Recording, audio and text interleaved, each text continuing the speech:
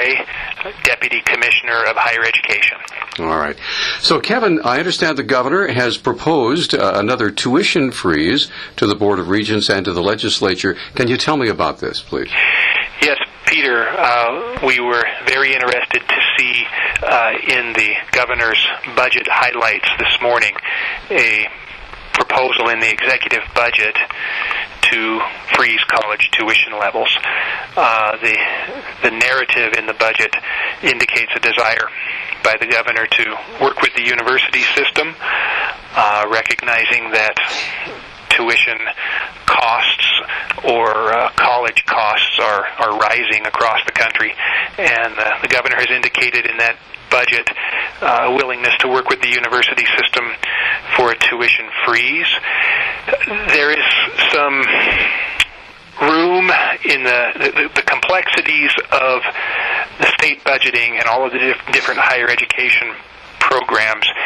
It's not really precisely simple to say how much that would cost in terms of the state proposal. But when we look at the governor's budget for funding for the campuses of the university system, it appears that he would advocate to put inflationary increases into the budget that would, in combination with also a state employee pay plan.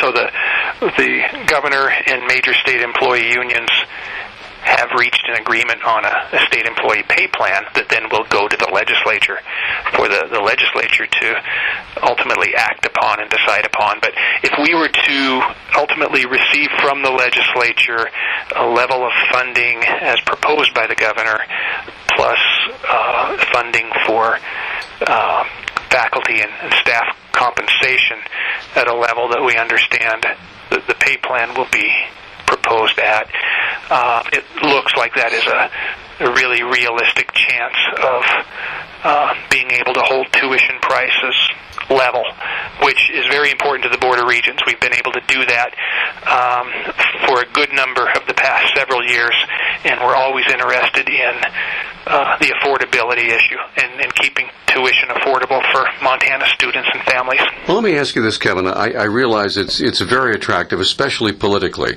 to say we're going to freeze tuition because we want kids to be able to afford college.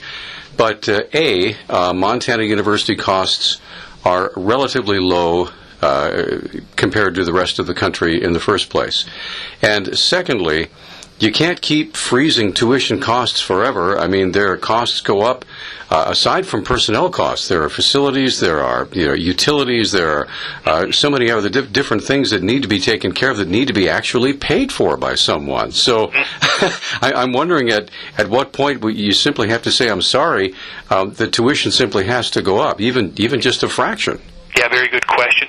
Well, some more information or perspective for those good points include that even though Montana's tuition prices are relatively low by national standards, compared to Montana's per capita income, in that regard, we still are not nearly as much of an affordable deal, relative to other states. So that's the big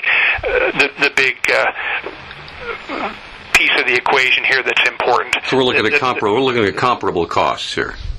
What's that, Peter? I'm sorry? So we're looking at comparable costs. Oh, yes, exactly. So if you just look at the price of tuition in Montana compared to tuition prices in Connecticut, our tuition prices look great. If you look at Montanans' per capita income compared to Connecticut's per capita income, and you compare both states' per capita income to both states' tuition, Montana's not nearly as much of a bargain as people would think. And so we're really actually trying to keep tuition affordable for Montanans, and it would be the resident tuition rate that would be frozen. It would not be the non-resident rate, not the rate that we would charge to the non-resident students.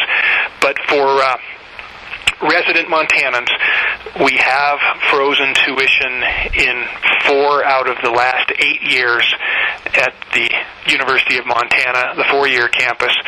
at Missoula College for resident Montanans, the 2-year campus, we have frozen tuition 8 years in a row, the last 8 years. So at the 4-year campus, 4 out of 8.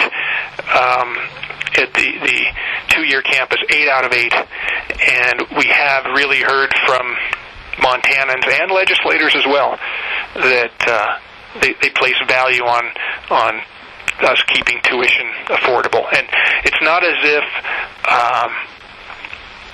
by freezing tuition we have not been able to meet inflationary costs that are necessary to keep educational quality excellent.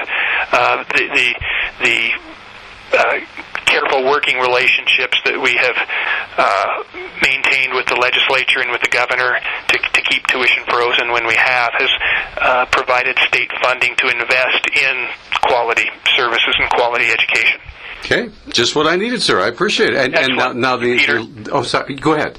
No, I said thank you. Okay. Thank you very much. I was just going to say that the legislature obviously will be the final arbiter of this, right? Yes, exactly. Right. And that's what the 90 days will be about. So this is the governor's executive budget, and it'll take the full legislative session then to come up with a final product.